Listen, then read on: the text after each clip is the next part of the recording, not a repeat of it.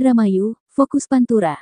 Menginjak hari ke-40 meninggalnya Hajah Iin Kaskinih IC, Polres Indramayu bersama Kejari Indramayu menggelar rekonstruksi pembunuhan mendiang IC yang dilakukan salah seorang warga Sukamandi Kabupaten Subang, H alias T, di tempat kejadian perkara TKP, yakni di kediaman IC, yang merupakan ibu dari anggota DPR RI fraksi Golkar, Bambang Hermanto, Baher, di Desa Kecamatan Sukra Kabupaten Indramayu, Selasa, tanggal 4 Juli tahun 2023. Pelaksanaan rekonstruksi yang berlangsung kisaran 2 jam tersebut, terdapat 50 adegan, yang diperagakan pelaku, mulai dari proses masuk gerbang kediaman korban hingga adegan di dalam rumah, ketika pelaku menghabisi nyawa korban, pada tanggal 23 Mei tahun 2023 lalu. Meski keluarga korban merasa kecewa karena tidak bisa menyaksikan langsung proses rekonstruksi di dalam rumah korban karena dibatasi dengan garis polisi, namun Baher sangat mengapresiasi pihak kepolisian yang dalam waktu singkat bisa mengungkap dan menangkap pelaku pembunuhan.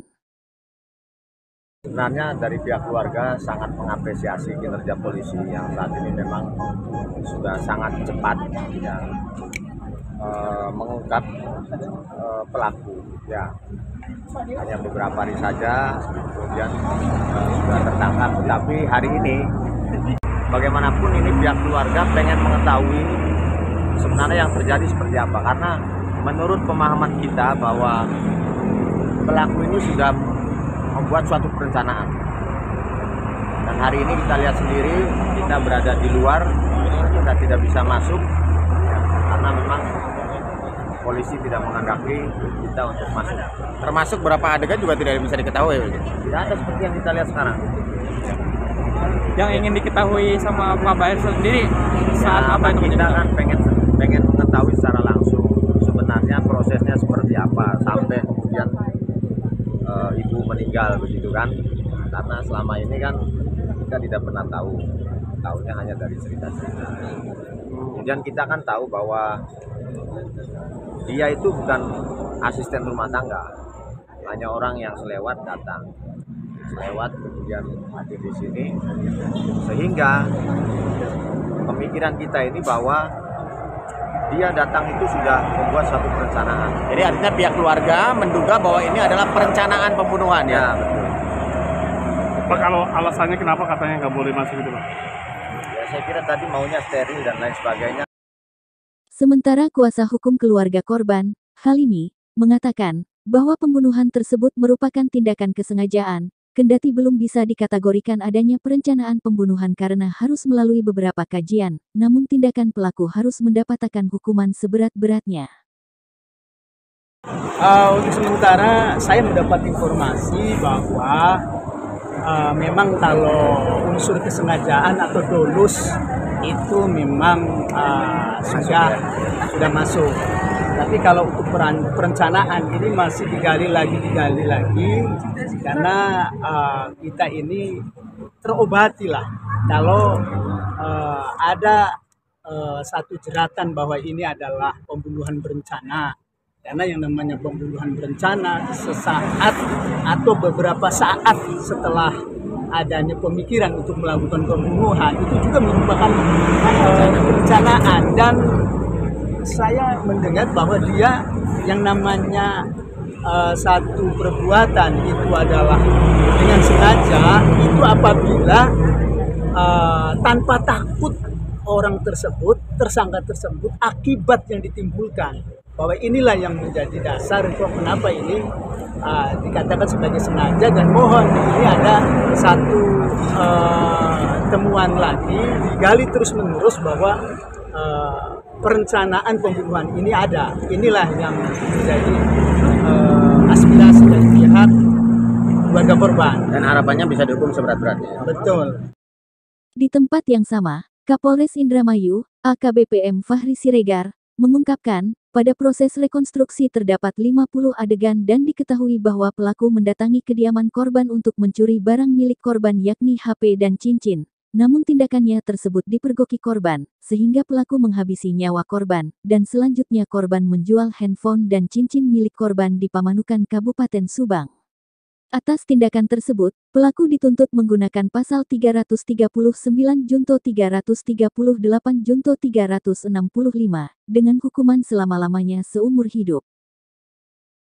Indramayu melakukan rekonstruksi tindak pidana pembunuhan yang dilakukan oleh saudara T terhadap korban Ibu IC yang terjadi pada hari Rabu tanggal 24 Mei 2023. Dan tadi dilakukan rekonstruksi dengan 50 adegan, dan dari hasil proses penyidikan yang kami lakukan, dari pengumpulan alat bukti dan juga ditemukannya beberapa barang bukti, kami simpulkan bahwa motif dari tersangka melakukan tindak pidana pembunuhan ini dikarenakan ingin menguasai barang milik korban. Dan beberapa keterangan yang diberikan di awal pada saat proses penyidikan dapat terbantahkan. Misalkan saja pada saat pemeriksaan awal, tersangka mengakui bahwa setelah melakukan tindak pidana pembunuhan ini, tersangka berangkat dengan menggunakan bus menuju ke rumahnya yang ada di Sukamandi. Namun akhirnya terbantahkan bahwa bus yang digunakan bukan yang dimaksud oleh si tersangka, tetapi bus lain yang digunakan oleh tersangka, dan tidak berangkat ke Sukamandi, ke rumah tersangka, tetapi melainkan ke daerah Pamanukan dengan tujuan untuk menjual handphone milik korban dan juga cincin milik korban yang diambil oleh tersangka. Dan selanjutnya tersangka awalnya juga tidak mengakui bahwa melakukan pencurian terhadap barang-barang milik korban. Namun berdasarkan dari alat bukti yang kami kumpulkan, salah satunya adalah keterangan saksi, ya, dan juga CCTV dan barang bukti yang berhasil kami sita, dapat disimpulkan bahwa memang tersangka mengambil beberapa barang milik korban. Yang pertama itu adalah handphone, yang kedua itu adalah cincin, dan juga uang sebesar Rp15.000 yang digunakan oleh tersangka untuk ongkos berangkat menggunakan bus menuju ke Pamanukan. Dan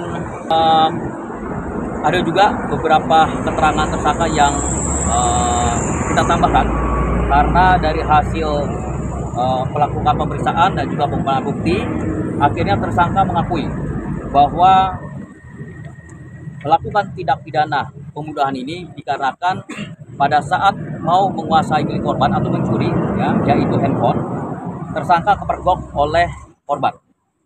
Dan selanjutnya tersangka melakukan penganiayaan terhadap korban dengan cara melakukan tindakan kekerasan terlebih dahulu, dan selanjutnya akhirnya mengikat tangan korban dan juga mulut korban seperti pada saat kita temukan korban di TKP.